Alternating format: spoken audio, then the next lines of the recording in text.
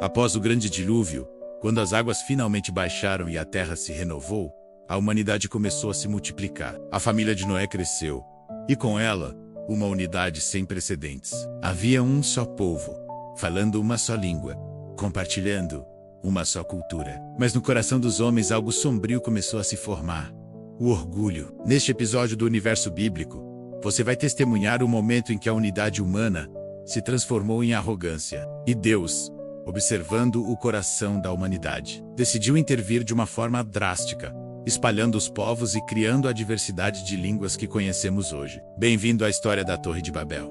Depois da grande inundação, a humanidade tinha um novo começo. As famílias dos filhos de Noé, Sem, Quem e Jafé, começaram a povoar a terra. Eles eram um só povo, com uma única linguagem e um único propósito. Imagine um mundo sem barreiras de comunicação, onde todos se entendiam perfeitamente. Essa unidade, que deveria ser uma bênção, começou a se corromper. O coração do homem, inclinado ao orgulho, viu nessa força coletiva uma oportunidade de se exaltar. Eles não queriam apenas seguir o mandamento de Deus de se espalhar e encher a terra.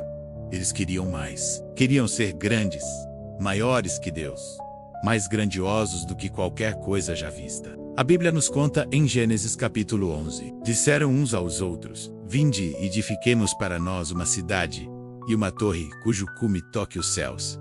E façamos um nome para que se espalhe sobre a face de toda a terra." O desejo deles era claro: fama e controle. Eles queriam desafiar o plano divino e criar um legado próprio, centralizado em sua própria glória. Visualize a cena. No meio de uma planície na terra de Siná, a agitação é constante. Milhares de homens, unidos em um só propósito, trabalham incansavelmente. Eles aprenderam a fabricar tijolos, cozendo-os no fogo, e usavam betume como argamassa. Uma tecnologia impressionante para a época. A cidade começa a tomar forma, mas o foco principal é a torre. Dia após dia, ela sobe, uma estrutura colossal que parece desafiar a própria gravidade. Sua silhueta se projeta contra o céu, um monumento à engenhosidade e à ambição humana. O texto bíblico é muito específico: uma torre cujo topo chegue aos céus.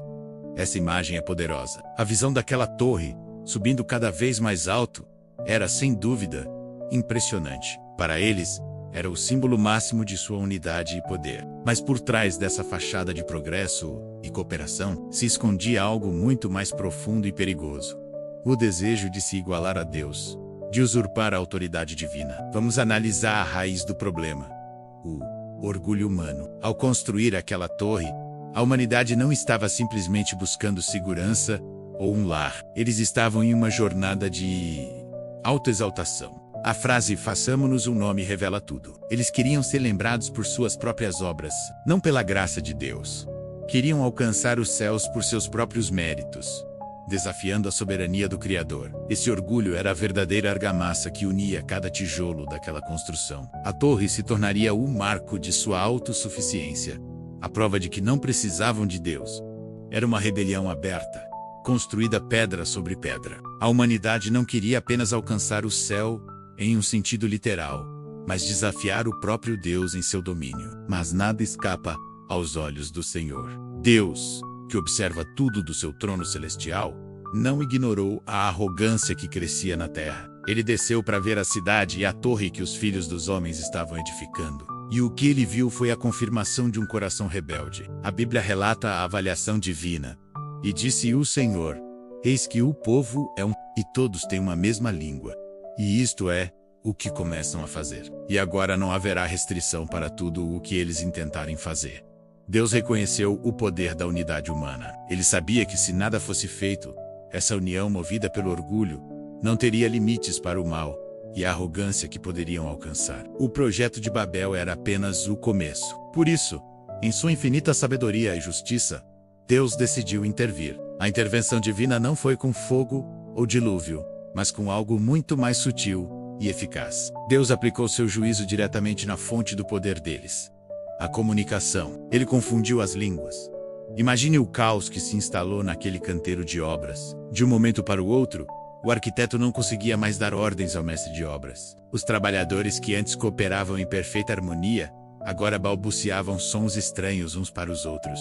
A colaboração se transformou em confusão, A unidade em desentendimento. O projeto da torre, que parecia tão imponente, parou abruptamente. Os trabalhadores, incapazes de se comunicar, abandonaram a obra e começaram a se agrupar com aqueles que falavam a mesma língua que eles. O orgulho que almejava os céus foi derrubado pela simples diversidade de sons.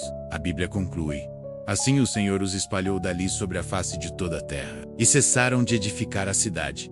O plano humano foi frustrado, o orgulho foi quebrado, e foi assim que, a partir daquela cidade que ficou conhecida como Babel, que significa confusão, a humanidade foi espalhada por toda a face da terra. O que começou como um único povo, com uma única visão e uma única língua, se transformou em um mundo de nações, culturas e idiomas diferentes. Ao confundir as línguas, Deus não apenas julgou a arrogância humana, mas também cumpriu seu plano original, de que a humanidade se espalhasse e povoasse o planeta. O juízo sobre Babel foi severo, mas também revelou um aspecto da providência divina. A humanidade agora teria a oportunidade de aprender, em sua dispersão, que a verdadeira unidade não vem da ambição, mas da submissão a Deus. A história de Babel se tornou uma lição eterna sobre os perigos da arrogância. O legado de Babel vai muito além da história de uma torre inacabada. É uma parábola poderosa sobre o orgulho humano, sobre nosso desejo constante de sermos deuses de nossas próprias vidas e sobre as consequências de desafiar os limites estabelecidos pelo Criador. Mas a história também fala sobre unidade e diversidade. Mostra como Deus, em sua soberania, pode transformar um ato de rebelião em uma tapeçaria de culturas e povos. Babel é um lembrete contundente de que Deus está no controle e que a sua vontade sempre prevalecerá sobre a arrogância humana. É um chamado para que a humanidade se lembre de seu poder e soberania. A Torre de Babel, com seu orgulho e sua queda, não é o fim da história da relação de Deus com a humanidade, mas o início de algo novo e ainda maior. No próximo episódio do Universo Bíblico, vamos explorar outro momento crucial de separação e fé, a chamada de Abraão, o homem que se tornaria o pai de uma grande nação.